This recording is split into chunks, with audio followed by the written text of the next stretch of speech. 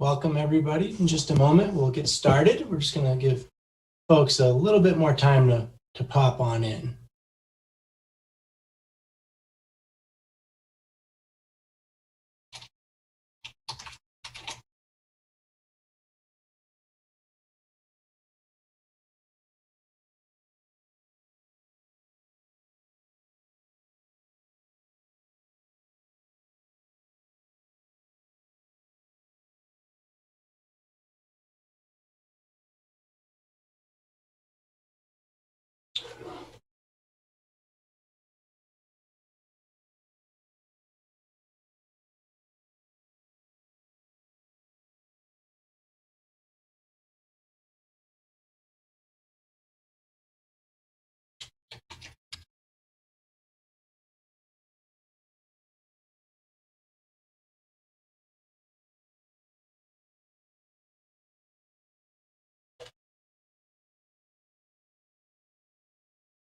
Just a moment here and we'll get started shortly. Just going to bring our interpreter in.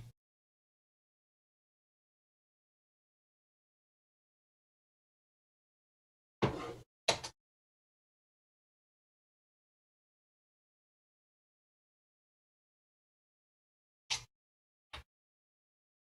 we go.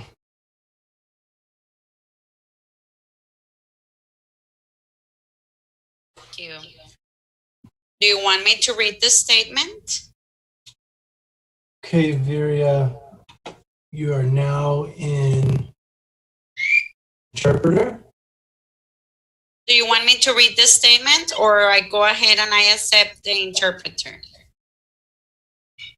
I don't know what statement you're It's a language justice statement that we read at the beginning so they can know how to turn on interpretation.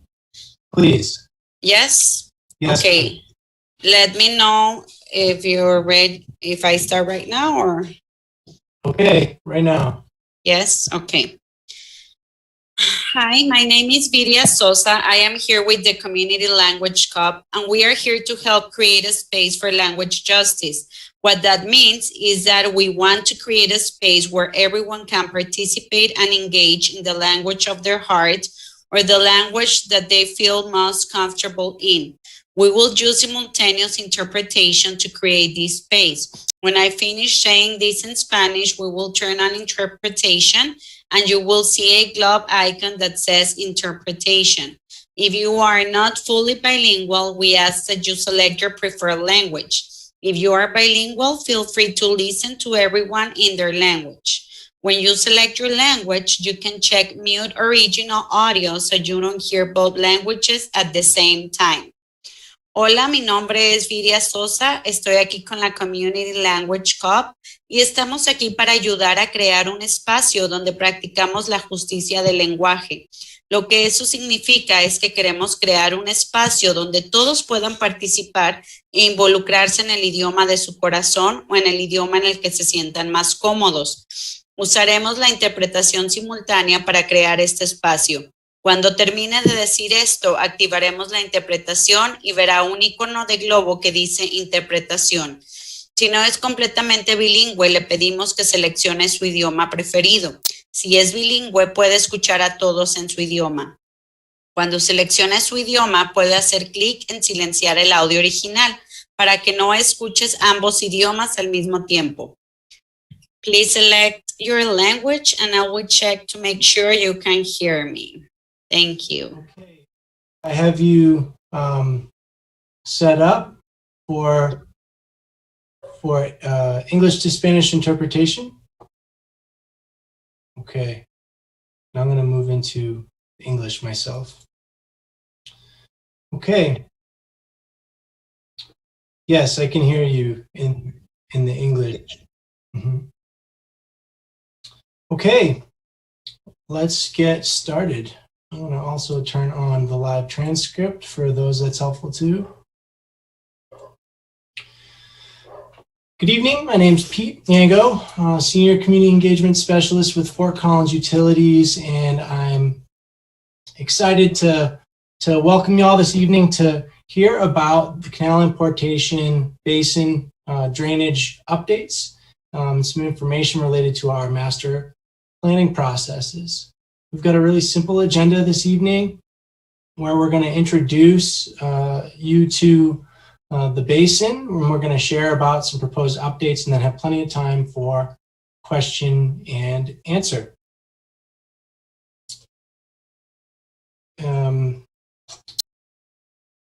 Let's see here. You can see in this slide, there's a toolbar down bottom. Your toolbar should look similar. There's going to be an opportunity for you to raise your hand if you like, and speak up as a participant during the question and answer. You can chat the panelists if you have a question that's clarifying or a question that relates to the audio quality or visual quality, and we can help manage that for you. And there's also this question and answer section. You can dump any question as we move along into there. And what we'll do is we've got experts that are going to be looking at them, and they're going to be categorizing them for live answer, or they're going to be answering as they go, best they can. And also I'll mention that this is being recorded. And so you can sit back and relax and enjoy. If you don't feel like taking any notes, you can always reflect back on the recording. Okay, and with that, I'm going to move us towards our presentation this evening and pass this along to Theodore Bender, who's our project manager for the master plan updates in the Canal Importation Basin. Ted? Thanks, Pete. Good evening, everyone. Looks like we've got about 22 participants on the call tonight, so thank you very much for joining us. Tonight, we're going to discuss the Canal Importation Master Plan Update. Pete mentioned my name is Theodore Bender. I'm a civil engineer with the City Stormwater Group and the project manager for this project. This outreach event, as Pete mentioned, will be recorded, and we're going to stream it live on YouTube, and it'll also be posted to our website. If you'd like to listen to it again, or maybe there's a friend or a neighbor who couldn't attend tonight, you can forward them a link. So on the call tonight, we've got some other folks, some experts that Pete mentioned. We've got Aaron Cook from Jacobs Engineering. They're our consultant, and he will be taking us through the basin and discussing some of the history of the flooding, describing the potential solutions to reduce flood risk in the basin. We've also got Paul Thomas on the call. He is the lead landscape architect. He will be discussing water quality and some recreational opportunities throughout the basin. Also on the call is Dan Evans. He's our lead master planning engineer to help answer questions. And we also have Claudia Quesada. She is our floodplain administration engineer. Next slide, please. We have 13 total watersheds in the city. Last week, we discussed the West Vine Basin. We had the great work that's going on in that area. If you missed that outreach event, please check our website for a link to the recording. Next week, we'll have another virtual outreach event where we'll discuss the Foothills Basin. So of the 13 total watersheds that we have, 9 of these basins are regulated by the city, and 4 of the basins are regulated by FEMA. The Canal Importation Basin that we're going to discuss tonight is regulated by the city. It's about 5 square miles. It's located over there in west central Fort Collins. It starts at the base of Horsetooth Reservoir and extends almost to Shields Avenue to the east, Mulberry Street to the north, and nearly to Drake Street to the south. Slide, please. So I want to go over a little bit of terminology just to keep everybody on the level playing field, and please post a question if something doesn't make sense. And we also have some of this on our website. But the first term I want to go over is the 100-year event. This is what we use for our regulatory floodplain. But what does a 100-year event actually mean? This is a statistical representation of the likelihood this level of flood may occur in any given year. A property in the 100-year floodplain has a 1% chance of being flooded in any given year. But please keep in mind that some properties have a higher chance of flooding from smaller storms that may occur more often. So you can even get flooding outside of the floodplain, and we've got some wonderful information on our website, so please reach out if you have any questions. Aaron will be describing our alternatives for each flow path, and so that's where conveyance and detention are going to come into play here. He'll describe conveyance options and detention options, and While most of these alternatives are going to have aspects of both, I wanted to describe what each of those terms mean. Now, the conveyance system, that's the network of channels and pipes and culverts and what we use to convey that excess stormwater downstream. So increasing the capacity of this system would be the main goal of one of the conveyance alternatives. So think of this like if we added a lane to I-25. And so that's an extra lane for rush hour to pass or the peak flow from a storm. Now the detention alternative focuses on adding detention ponds. So the detention pond reduces the flow, it shaves that peak down and lowers it, and then slowly releases the flow downstream to the channels or the pipe. So think of this like a huge parking lot where you've got to sit and wait your turn before you can get on I-25 for rush hour traffic.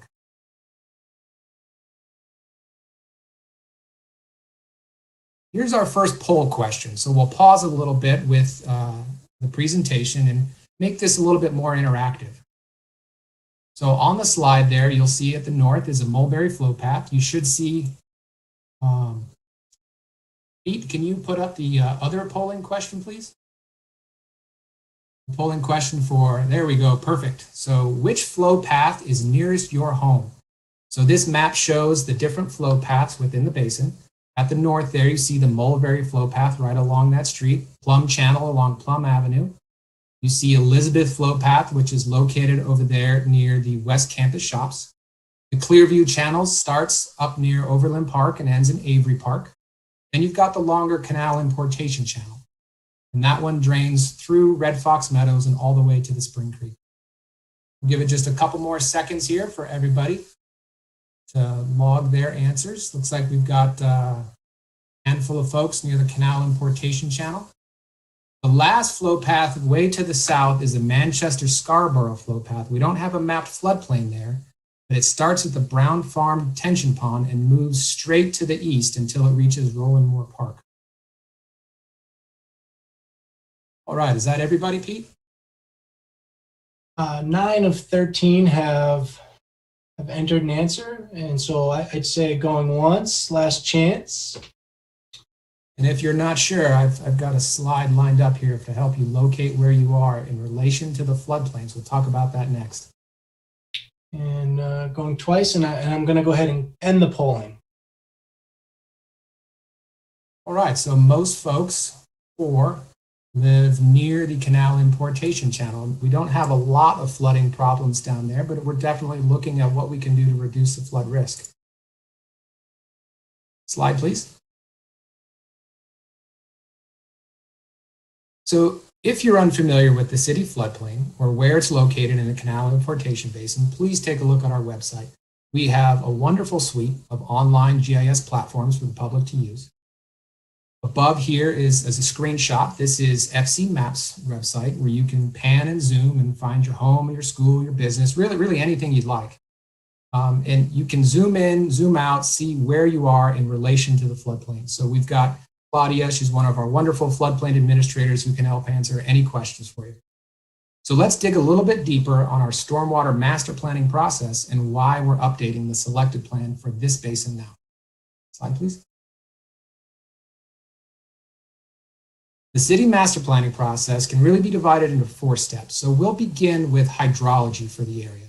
This study will help us determine the peak runoff from a series of rainfall events, including the 100-year event that we discussed earlier. So moving into step 2, we then use that peak runoff data as input to our hydraulic models. For the 100-year floodplain, we'll use the 100-year peak runoff. So as part of this analysis, we'll develop estimates for what that water surface elevation would be, and then with our detailed digital terrain data that represents the Earth's surface, the elevation of the water, we can then make estimates of what the flooding extents would be. And those are the data that we'll use to develop those floodplain maps that you can view from the previous slide. So next, we'll then assess the flood risk and ways that we can reduce it and remove structures from the floodplain. So this is where we are now. We're in step 3 of the master planning process. We've developed multiple alternatives to share with you tonight. And after input from the public and numerous city departments, we'll select an alternative for each flow path, and then we'll move into conceptual design. So the results of this study will be the selected plan of improvements, or for short, we call it the selected plan. Ted, So once this study is complete, we'll Ted, present our... just real quick, Theodore, our interpreter requests that you slow down just a little bit. Sure, no problem. So once all of these studies are complete, we'll present our recommendation to the City Water Board for adoption by the utility's executive director. Next slide, please. So specifically for the Canal Importation Basin, to step through this process, we completed a hydrologic analysis that was done in 2013. The following year, we updated all of the hydraulic models using these new peak flows to develop a new floodplain in 2014. Last year, we started working on the selected plan. We asked Jacobs to review the previous data. We told them about some flooding problems that we knew about. They took the hydrologic and hydraulic models and started developing alternatives to reduce flood risk. And this is what we're going to share with you tonight, these alternatives. But we'd also like you to share with us any flooding problems that you've observed. And some of you have already done this on the website, so thank you very much. And I'd like to note that promoting safety and reducing flood risk is the main goal of this study. Slide, please. So why are we updating the selected plan now? Well, the previous selected plan of improvements is from 2001, so it's 20 years old. And we've constructed multiple large and small scale projects throughout the basin to address flood risk. We've got new high resolution terrain data to represent the Earth's surface. We have new neighborhood development. We have updated land use, improvements in technology, and our modeling techniques. This has all allowed us to further refine the data. So we're taking advantage of the new peak flow data from 2013, the new hydraulic models from 2014, and updating the flood risk in the selected plan. And this will allow us to update the cost estimates for these improvements so that we can plan for them in future years. Slide, please.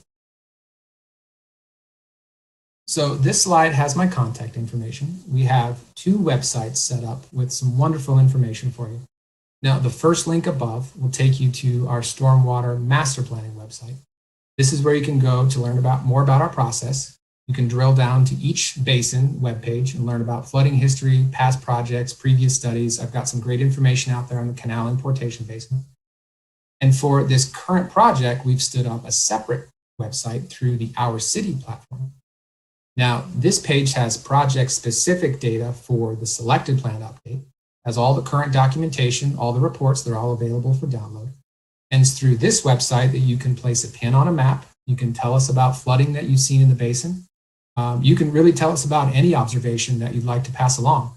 You can add a comment, ask a question, upload a photo, excuse me. And my email and contact information is listed there as well.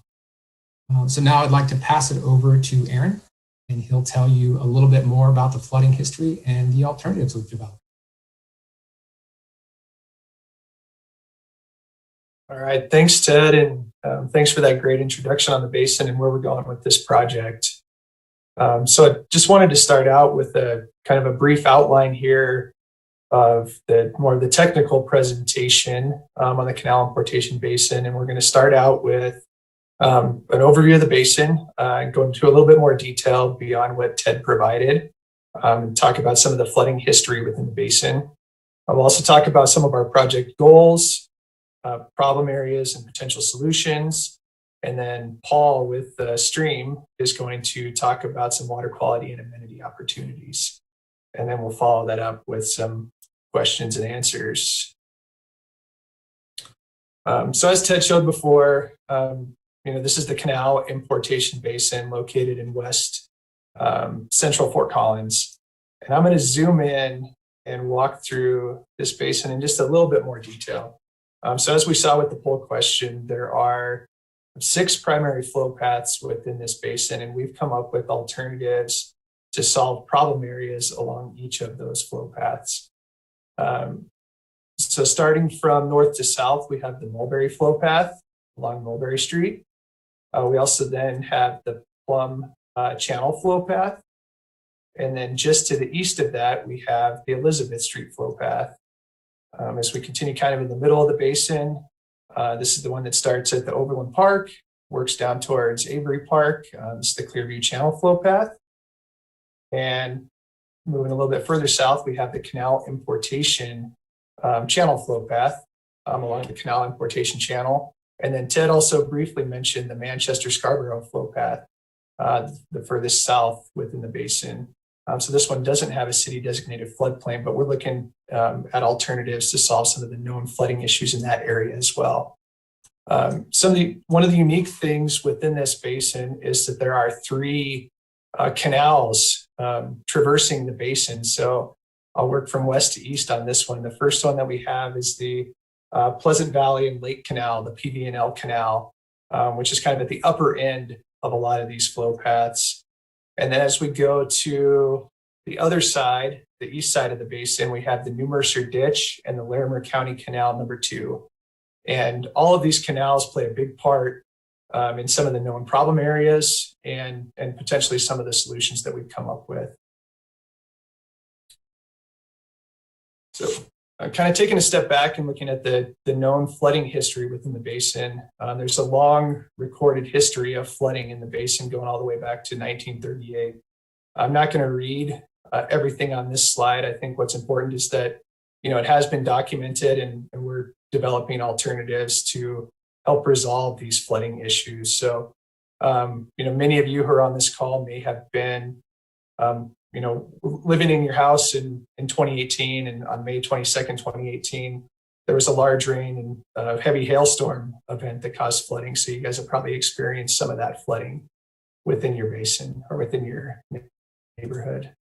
As far as project goals, and Ted did a good job of introducing this as well, we are looking to remove insurable structures from the 100-year floodplain. We're also looking to decrease or prevent street overtopping. And we're also looking to keep stormwater separate from the canals where possible. And the last one, and this is where we're working with Paul from Stream, we want to identify opportunities for any improvements related to parks, trails, natural areas, and water quality that could be integrated as part of the drainage way improvements. And I guess I will caveat and say that all of these are, where possible or where feasible or where cost effective. So that's where some of our alternatives analysis comes into play. So with that, I'm going to dive right into the different alternatives, and I'm going to work kind of in the same direction that I introduced these different flow paths. So we're going to start with the Mulberry conveyance alternative. And here Ted did a great job of introducing, the different terminology that we're going to use. So the conveyance alternative is more focused on pipes and channels and culverts, where the detention alternative, which I'll present next for the Mulberry flow path, is going to integrate some detention. As Ted also mentioned, in many cases, we need to, or we have developed kind of a combination alternative because it wasn't feasible to just strictly go with the detention alternative or strictly a conveyance alternative. So we're looking here at the Mulberry flow path. I'm going to zoom in on our proposed improvements. So in general, the problem areas that we have along Mulberry Street is flooding along Mulberry. And there's multiple homes adjacent to Mulberry Street that are within the city designated 100-year floodplain. There have been some previous improvements adjacent to the City Park Golf Course and extending down to Sheldon Lake. And so what we are looking at now is improvements upstream of Taft Hill Road. And with the conveyance alternative, we are focusing on a storm sewer pipe network, so buried pipe, to convey as much of the 100-year flow as we can. And that's what you're looking at with these. This blue is going to represent a conveyance pipe system, a storm pipe system for all the different alternatives. So we're looking at a new larger pipe in Mulberry Street. And we're also looking at some lateral pipes that are going to tap into and capture some of that overflow or flow that's not directly in Mulberry Street. All right, I'm now going to flip to the Mulberry detention alternative. And this is a very similar alternative, but with this one, we're looking to integrate some detention pond or a detention pond. And we looked at a number of different locations for a detention pond along the Mulberry Street flow path. And the one we settled on here was a potential location in Rogers Park. You can see that there's a couple of different locations that we identified. And, you know, as Ted said before, the detention helps to slow down the water from moving downstream. So that, in combination with some pipe improvements downstream, pipe improvements which are smaller and less pipe needed than the conveyance alternative, is going to help us to achieve that same goal of reducing the flooding along Mulberry Street.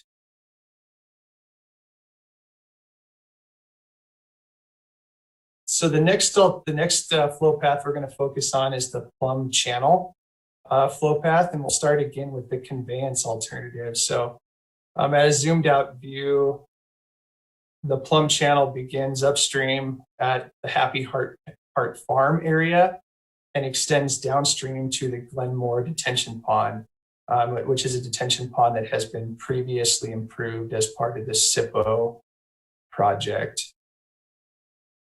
And what we're focusing on with the conveyance alternative for the Plum Channel flow path, I guess I should mention that problem areas along the existing Plum Channel flow path are primarily located in this neighborhood area between the Happy Heart Farm area and Ponderosa Drive. You have a series of undersized channels, undersized culverts, definitely not designed or enough capacity to convey the 100-year flow. And so basically you have just an undersized system there. And so with the conveyance alternative, what we're looking at is a new pipe system along Orchard Place rather than trying to keep the same alignment along the existing Plum Channel, just due to some of those constraints with the neighborhood and multiple culvert crossings of roadways and properties on both sides. So we're looking at a large diameter pipe in Orchard Place. And then as we continue downstream, we're going to need to do some channel improvements to the existing open channel.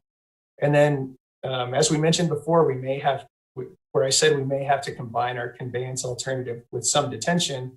In this alternative, we're looking at a smaller detention pond just immediately upstream of Glenmore Pond. And then that'll tie into the existing Glenmore Pond, which, as I mentioned, was previously improved. So when we look at the detention alternative for the Plum Channel flow path, it looks very similar. But this time we're going to add a detention pond in the Happy Heart Farm area. And what that detention pond is going to do, it's going to slow down the flow. It's going to reduce the flows that are coming out of that area. And although we still need to install a new pipe system in Orchard Place, we can do that with some smaller pipes. As we go downstream, you also see we need to do less improvements to the existing open channel. And then we also need a little bit smaller detention pond on the west side of Taft Hill Road. And for this Plum Channel flow path, we also looked at a third alternative of what it would look like to have or to construct a larger open channel to replace the existing open channel and culvert system that occurs upstream of Ponderosa Drive. And so with this alternative, we looked at what the channel would need to look like. We looked at what the box culverts would need to look like, crossing each of the residential streets. And that's the alternative that you're going to see here. So you can see in many locations, or in all locations, we're going to need some much larger box culverts in there crossing the street to convey the flow. And then we're going to have to extend those channel improvements all the way upstream to that Happy Heart Farm area. And then similar to the other alternatives, we also need a detention pond here before the flows enter the Glenmore Detention Pond. All right, moving downstream or moving to the east here, we have the Elizabeth Street flow path. This one's a little bit unique in that the flooding from this flow path occurs from a spill from the Larimer County Canal number 2. And that spill only happens in the 100-year event, but does result in this floodplain that you see here in the blue, or a floodplain along Elizabeth Street. And so we've come up with 2 alternatives for the Elizabeth Street flow path, similar to the other ones. We've come up with a conveyance alternative and a detention alternative.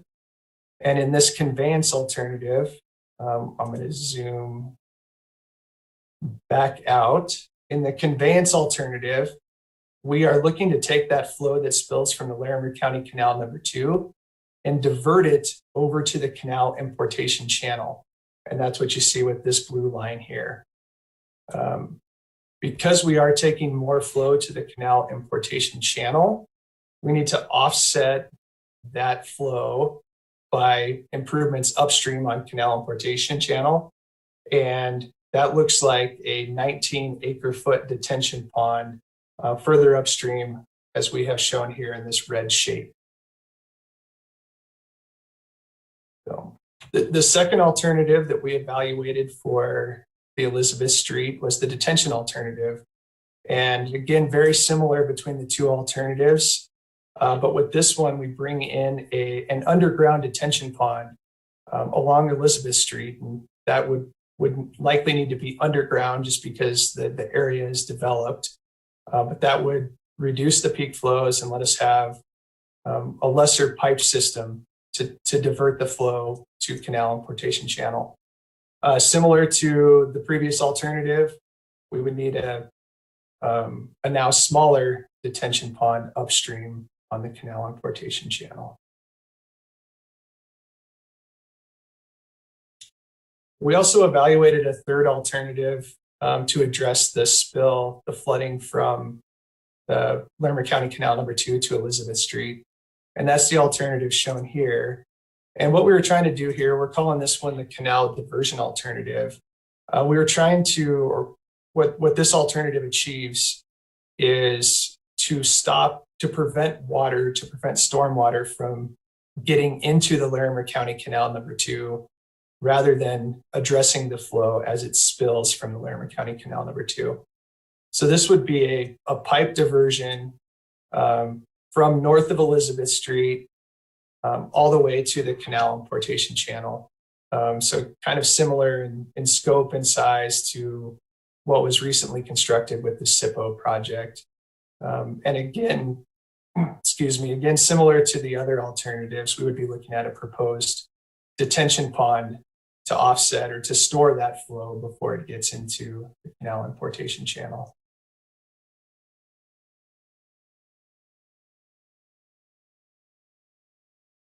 All right, so our next flow path is the Clearview Channel. So for this one, we have a conveyance alternative and we have a detention alternative. As we mentioned before, this one starts at the upstream end at approximately Overland Park, which is just downstream of the PV&L Canal, and extends east into Avery Park. So with this one, this is similar in the scope of improvements to what we showed with the Plum Channel flow path, and kind of similar in terms of the problem areas. So along the existing Clearview Channel, you have undersized infrastructure, you have tight constraints with homes and properties on either side of that channel, that existing channel. And so what we're looking to do here is a new pipe system to convey the 100-year flow along Clearview Avenue.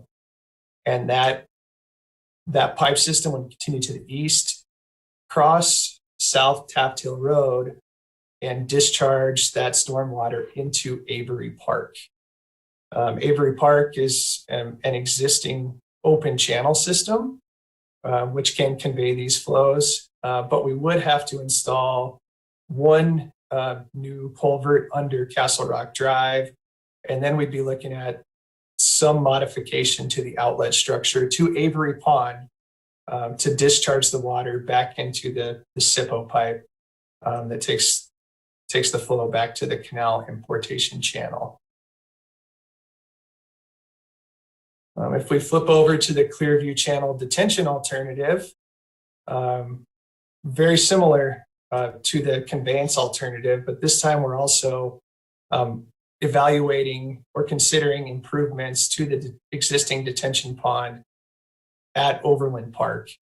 And similar to the other proposed improvements that we've had, the other alternatives for the other flow paths, that detention system, that detention pond, or the modification to the detention pond in that case, allows us to have smaller pipe sizes as we go downstream.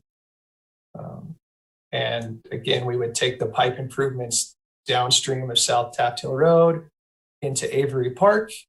And then we'd also be looking at some improvements at Avery Park, the inlet and the outlet of that flow.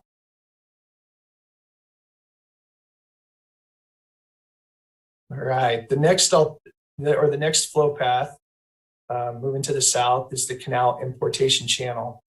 I'm sure many of you are familiar with that channel based on the poll question results, and I think you know that that's the character of the Canal Importation Channel is a lot different than the character of some of the other flow paths, where it's a more open channel system, and there's multiple detention ponds and open areas and natural areas that have been constructed along the Canal Importation Channel. And so I'm gonna zoom in at the downstream end, which is at Shield Street. And really for the Canal Importation Channel in the existing condition, the problem areas are pretty limited. And so what we're looking at for this conveyance alternative for the Canal Importation Channel is a new box culvert and some channel improvements immediately upstream of Shield Street. And then if we go further to the west, now upstream of Taft Hill Road, at Hampshire Road, this culvert is undersized. And so those are really the only improvements that we're looking at for the conveyance alternative for the Canal Importation Channel. Now flipping over to the detention alternative, we have the same improvements at the downstream end with the channel improvements in the box culvert near Shield Street. And the only difference with this alternative is we're looking at modification to the existing Fairbrook Height detention pond that would reduce the required culvert size at Hampshire Road. So again, pretty minor improvements for this one compared to some of the other flow paths and alternatives. But with modification to the detention pond here, and some improvements to the Hampshire Road culvert, we can solve the existing problem areas that we have along the Canal Importation Channel. All right, now to the last flow path, the Manchester-Scarborough flow path, so at the very south end of the project area. And I'm going to zoom in. I'm going to split this basin in half at Taft Hill Road. So Ted mentioned this flow path starts at the Brown Farm detention pond and extends to the east to Roland Moore Park. So we have come up with a couple of different alternatives, and this is what we're calling alternative one for this one. And upstream of South Taft Hill Road, this alternative one adds a new pipe system into the residential street, which ties into the existing detention pond just to the west of Taft Hill. We do need to do some modification to that detention pond to increase the size just with the amount of flow that we have coming into that pond. And then this would add a new pipe outfall to Spring Creek along Taft Hill Road. And that's what you're seeing with this pipe system. There would also need to be an existing or a modification to the existing detention pond at the southeast corner of Drake Road and Taft Hill as shown. And then if we go to the east side, so now we're east of Taft Hill Road, you can see that we have multiple flow paths to address the known flooding issues within this part of the basin. So we have a flow path along Valley Forge Avenue. We have a flow path with a pipe network along Scarborough Drive in the center of the screen, and then another flow path along Manchester Drive at the north side of the screen. And then we would have two new outfalls here for the stormwater, two new storm pipe outfalls into Spring Creek, as shown here. And then our alternative two, again, to address the known flooding issues, both on the west and east sides of Taft Hill Road. And I'll zoom in again. I think one thing I failed to mention on the previous alternative is an increase in the detention volume at the Brown Farm Pond at the very upstream portion of that flow path. And that would connect into the new storm sewer system. With this one, we're still going to have the alternative with the pipe system that conveys the flow to the existing detention pond. But instead of taking it to the south along Taft Hill Road, we're continuing that flow to the east and taking all the flow to the east into Spring Creek, as shown here. So again, similar to some of the other alternatives, this is going to have a larger pipe network because we're bringing the flows from upstream rather than diverting the flows to the south as we did with the previous alternative.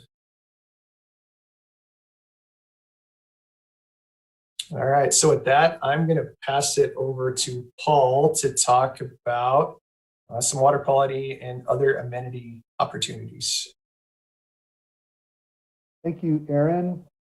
I just want to take a step back and just remind everybody that this project is primarily a project to find solutions for flooding problems. But the city of Fort Collins has asked Jacobs, who Aaron works for, to also look at other opportunities to improve the city that might be part of these flood control solutions. So that's kind of what my job is, our job. So some of those kind of bonus benefits, if you will, might include some sort of recreational features, trails, passive recreation, things like that. Or they might include something that's called water quality treatment. And I want to spend a few seconds talking about that because it's a little bit different than other stormwater management Aaron's been talking about, which is really all around preventing floods. The city also is tasked with dealing with the water quality that's running in the storms. So a quick note, urban runoff, rain that hits the ground and then runs into storm sewers, gets polluted by all the various fertilizers and dirt and oil that a city generates. And all cities are required to deal and try to treat this stormwater to improve water quality. And next slide, please, Aaron. I just wanted to show a couple of examples of where water quality is happening in the city so that you'll kind of understand what kind of opportunities we're looking for. In the upper left, you'll see an existing water quality treatment. Now, I'll mention one thing about water quality is we don't try to treat very large flood events that Aaron's trying to keep from flooding the streets. Water quality is more of a frequent storm concern. So the water that hits the ground many times a year and flows into the stream, into the sewers with various sediment and pollutants. Not big floods. Those are the water quality events. So water quality ponds tend to be smaller, and they also tend to hold on to water longer. Water is treated by either holding on to it for a long time, like 48 hours, or it's treated by filtering it through a layer of soil and vegetation, or it's addressed by just trying to reduce the volume of water quality by infiltrating it into pervious areas, areas that aren't paved, areas that water and start to just absorb some of those pollutants as well. So I mentioned the pond on the upper left is a Fairbrook Pond down near South Taft Hill Road and Prospect.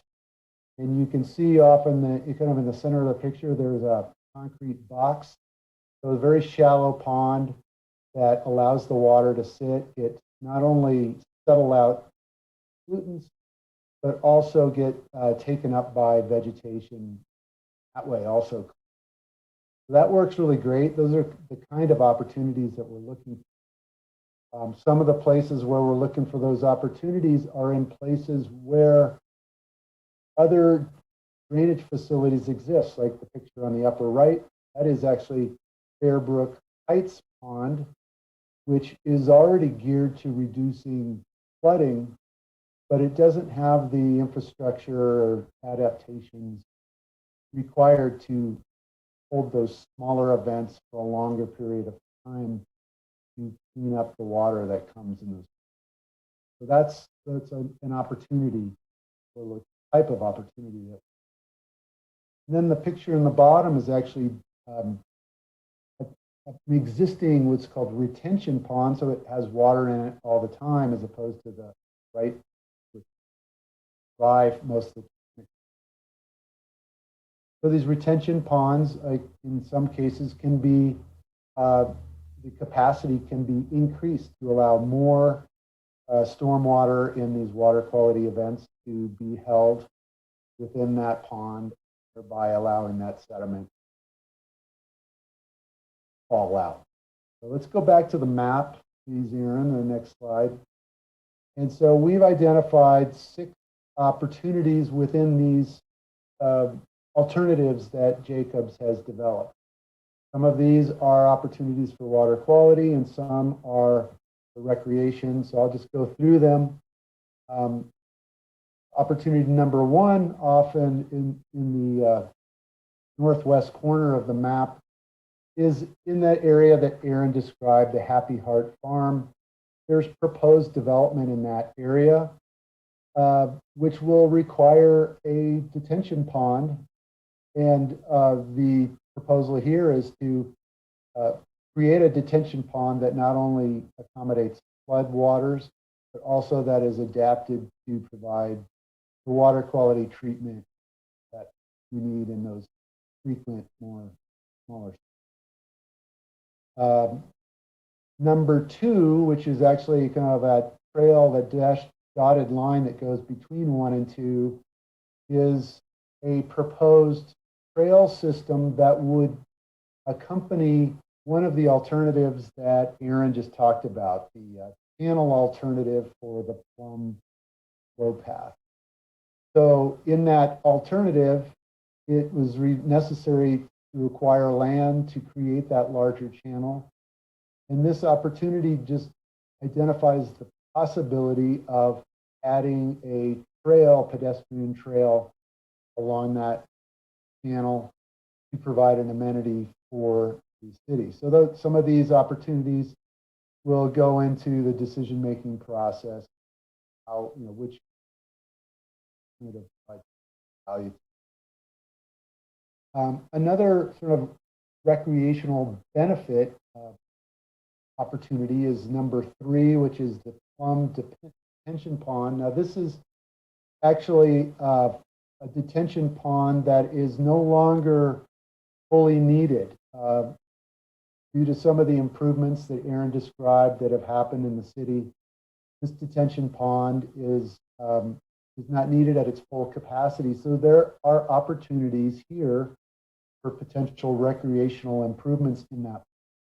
Is at the corner of Elizabeth and Skyline Drive to provide some sort of either water quality or a combination of water quality and recreational amenities. So we've identified that as an opportunity, and as we move forward, we may start to look at those options with the various city. Another opportunity, this number 4, is a water quality opportunity. That is actually the pond that I showed, the retention pond in the previous slide.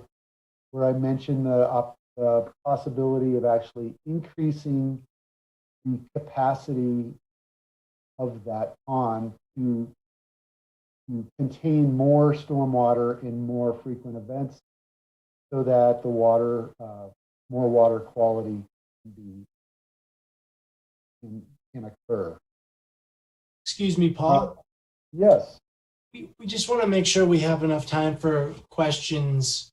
So I'm just want to encourage you to move through the final two here, and we'll get to the questions. That sounds good. Number 5 is an existing flood control detention pond called Fairbrook Heights Pond. Our proposal is to add water quality to that, which would be just more areas for the flow to sink in and stay. And then finally, number 6, between actually 5 and 6, there is a proposed trail along the Canal Importation channel that was identified as a potential benefit, just in terms of maybe perhaps a combination multi-use path that can also be used.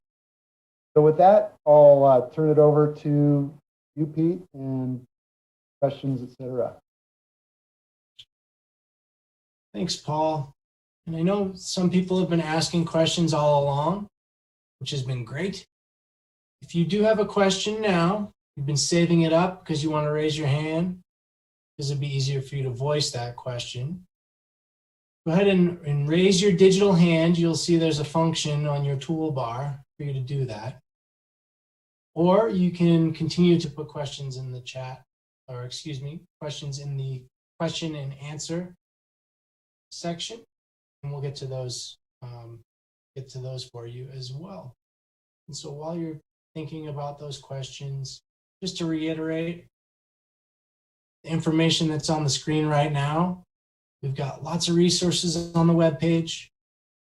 The second webpage, the rcity.fcgov.com/canal importation, is where you can go to share any other information that you have. You can ask questions, you can share about flooding events that have occurred or areas that you think are problem areas by putting a pin in a map, sharing an image, and sharing a comment. So it's a really effective tool. It helps our project manager know exactly where's the area that you're talking about. And the gentleman that's listening and answering your questions and that we'll get back to you is Theodore Bender, and his contact information is just there. Let's see, I do have a question here from Diane. Diane, I'm going to allow you to talk so that you can share your question.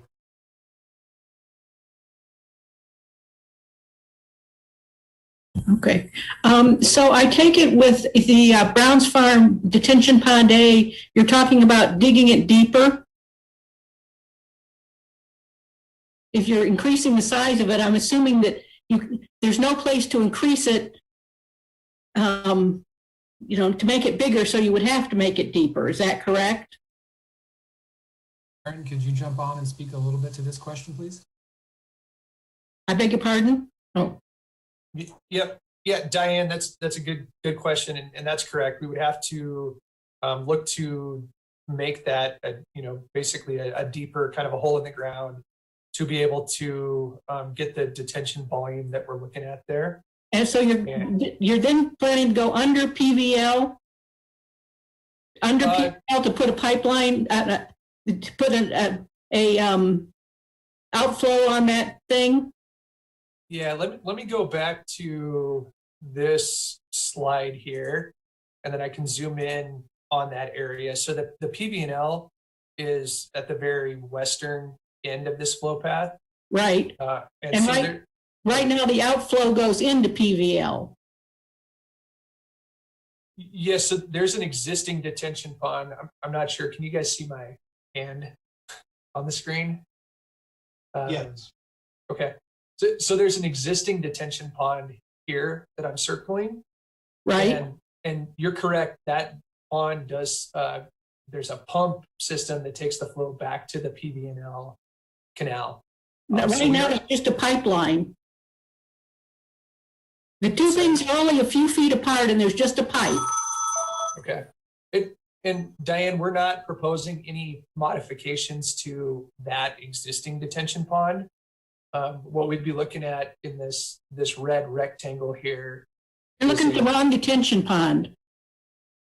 I'm talking about Brown's Farm A. Oh. Okay. Sorry, I misunderstood you there, Diane. Let me get to that one. So you're talking about the Manchester Scarborough flow path. Yeah. Got it. I apologize for that. Okay. So now there's a 6-foot pipe that runs from 6 or 8 foot pipe that runs from the detention pond to PVL.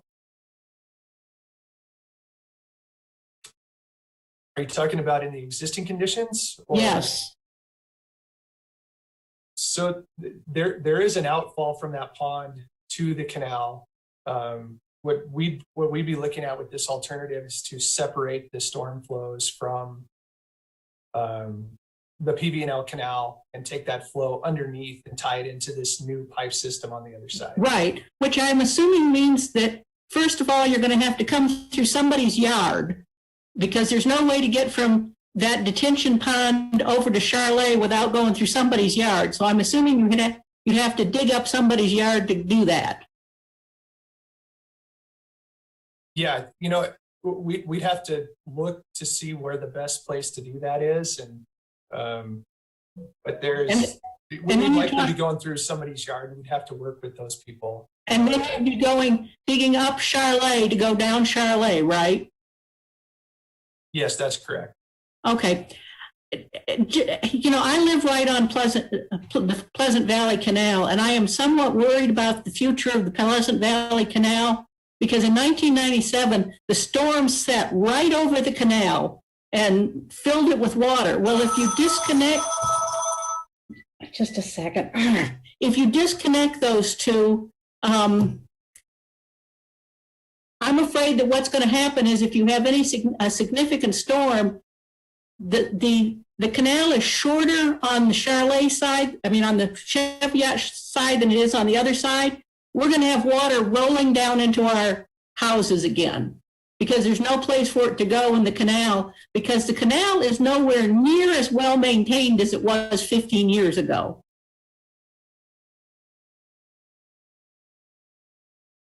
Yeah, I can't speak to the maintenance of the Pleasant Valley and Lake Canal. I can say, the alternative that we've developed here, would be designed before the 100-year flood. And I think, anything above that, you still would have interaction between the Brown Farm Pond and the Pleasant Valley and Lake Canal. Okay, well, I think you guys need to give some thought to how the Pleasant Valley Canal and these detention ponds work together, because I don't know if any of you guys were around in 97. That was a lot of water. Yeah. And this is Theodore Bender again. And this is fantastic feedback. So thank you so much for your question. This is exactly the type of thing that we're looking for, and we need feedback from the public. Right now, this is just an alternatives phase. So we've got a couple different alternatives for the Manchester Scarborough flow path. They're somewhat similar for the upstream end here, but once we move into conceptual design, we can further flush out some of these details, and we would work with the property owners in this area to figure out a reasonable location if we needed to come. It'd probably be between houses is what we've done in the past. And then, when we put storm sewers in through the streets, there's oftentimes some lane closures so that we can put in improvements and reduce the flooding. But I'd be happy to follow up with you, ma'am, and share some more details about what we have in our hydrologic study for spill locations along the PV&L, or possibly even put you in contact with somebody from the PV&L board who can speak to the maintenance of the ditch. Okay, well, just to give you a view of what this was like in 1997, our backyards go up to the canal. So in 97, water rolled down the hill and through our homes. And I was lucky because I don't have any below ground windows, but the people that had below ground windows, what happened is their window wells filled up, it popped the windows, and then their basements filled up. And so we would really like to not have that happen again.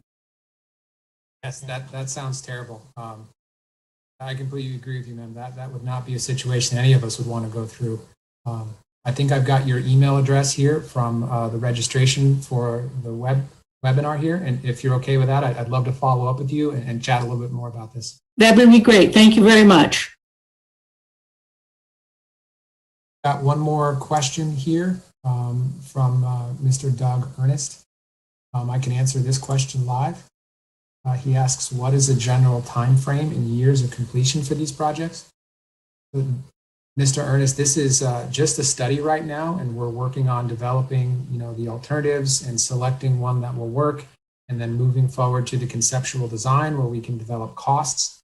And once that is done, we've got lots and lots of projects in the city, but limited funding. So these projects have different criteria that rank them with these other projects so that they can compete for funding. So right now, this is just a study, and we do not have a detailed timeline to implement any of these projects.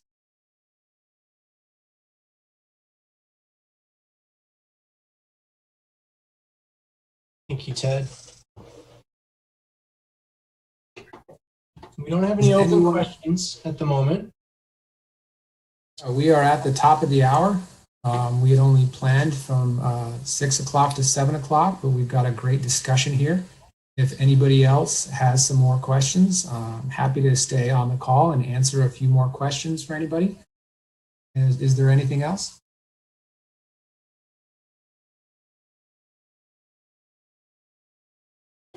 Not seeing anything else come through. And maybe just before we say our goodbyes, we go back to that last slide again that has all of the different ways people can learn more and participate. And also, we're going to hang tight for just a few minutes, as Ted said. And if you want to raise your hand and have a more specific conversation, it'll be just a few minutes for that as well. So thank you all for your time. Thank you all for being here. Have a wonderful evening.